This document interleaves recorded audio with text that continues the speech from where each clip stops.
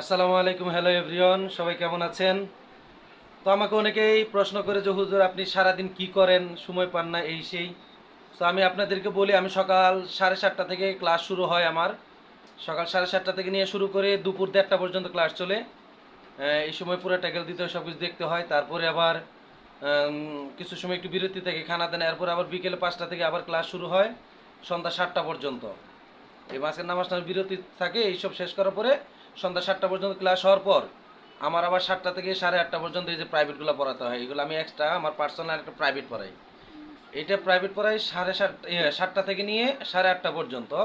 তারপরে আবার প্রাইভেট আছে, আধা ঘন্টা বিরতি থাকার পর 9টা থেকে আবার 10টা পর্যন্ত প্রাইভেট আছে। সো এরপর একটু সময় পাই, খানা দানা করি, আরও নানা কাজ আছে। বাচ্চাদের পরীক্ষা চলে আসছে, এদের প্রশ্ন বানাইতে হয়, এই সে কত কাজ। তারপরে একটু সময় যতটুকু পাই ততটুকু সময় আমি ফেসবুকে দেওয়ার চেষ্টা করি। সো অনেকেই আমার সাথে হয়তো রাগ করছে, মনে কষ্ট পায় যে আমি ওইরকমভাবে তাদের সময় দিতে পারি না। আমার এখন একটু ব্যস্ততার কারণে আমি ওইরকমভাবে সময় দিতে পারছি না, তো কেউ মনে কষ্ট নেবেন না।